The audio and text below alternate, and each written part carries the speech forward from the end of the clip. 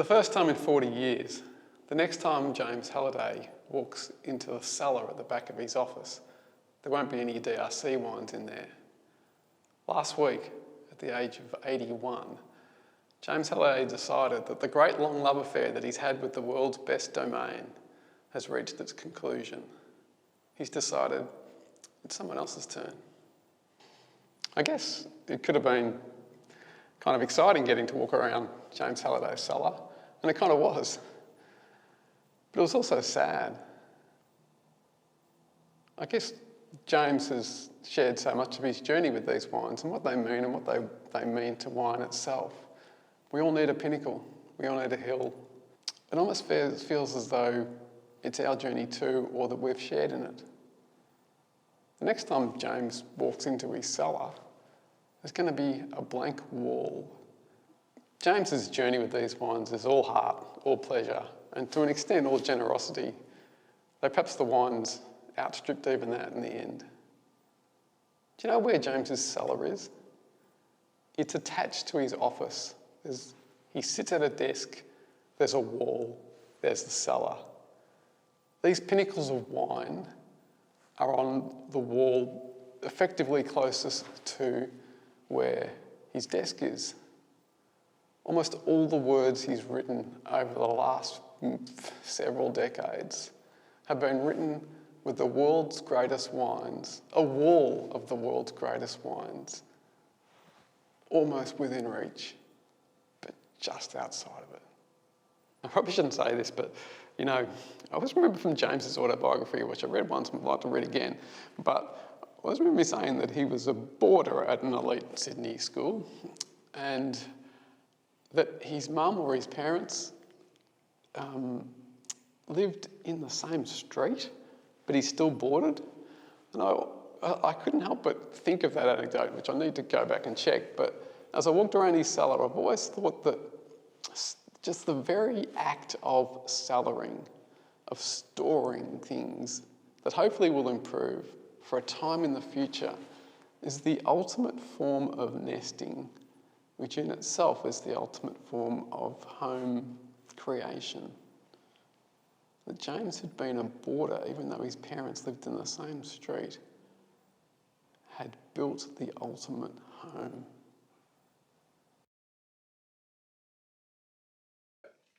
My addiction to Domaine Romanée-Conti started with a glass of 1962 La Tâche, which Evans thrust into my hand and asked me, well, what do you think of that? And I had never in my life imagined that there could be so much aroma, so much both ethereal yet also intense aroma, and a palate that just went on forever. And I was really rooted to the ground. It was certainly beyond my experience and almost beyond my comprehension. So there was no way that I was going to let that particular producer get away from me. And over time, I became a client directly from the Domaine. As a result of becoming friends, for want of a better term, with Aubert de Verlaine, the co-gérant or co-owner / manager of the Domaine. And it became a ritual.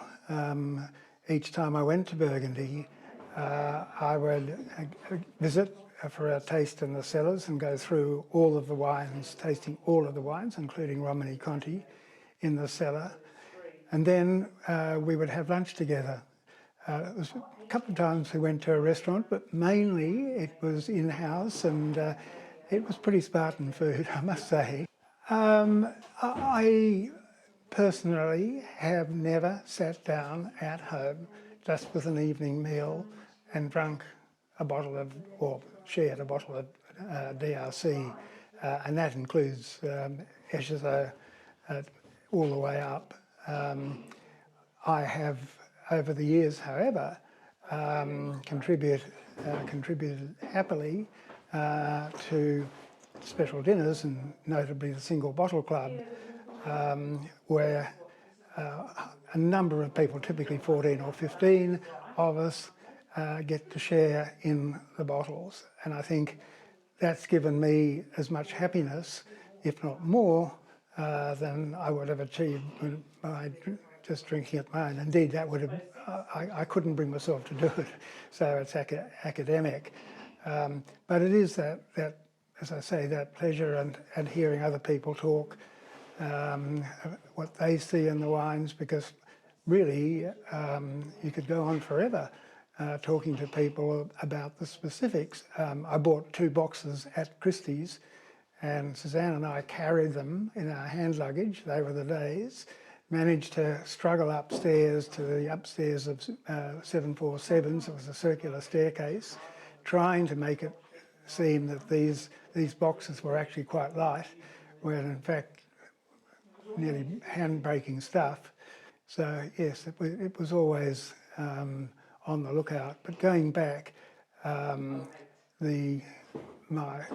2 vintages in the 70s that really stood out, 72, which no one else at the time anyway gave much credence to, and then majestically 78, which I think is my favourite vintage of all time of the Domaine, just because they're so ruthless in their selection, and anything that's less than perfect, it doesn't get in the wine.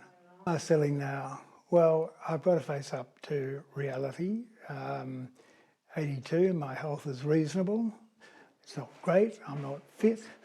I get tired quite easily, when once upon a time I didn't.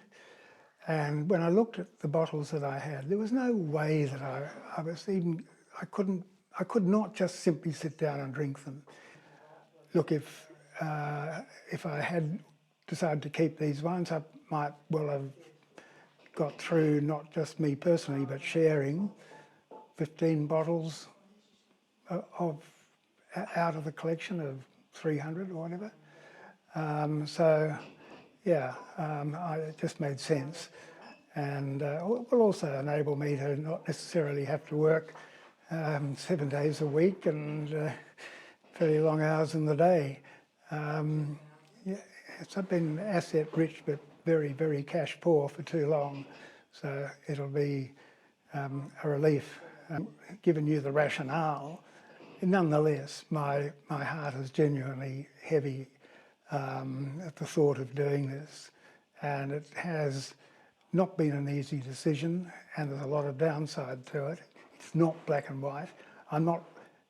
Yes, the money it will raise will be substantial, but even that's not really. It's obviously part of the exercise. But the other is this idea that I can pass it on to other people who will be able to appreciate the wines as they age. They're tremendously long-lived. 50 years, well cellared, will not tire them. No, it has never crossed my mind. A bit like the wine companion being it's a reverse process, I suppose.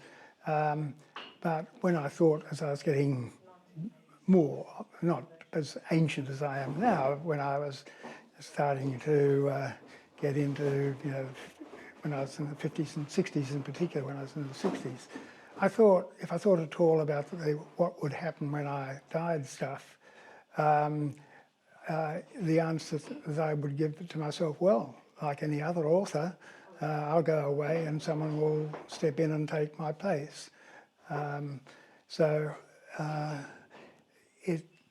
It's a reverse play on that. And shortly put, no, I had never thought of doing what I'm doing now, and I have never sold bottles, bar one occasion, a couple. So 2 bottles over time is all that I've ever sold.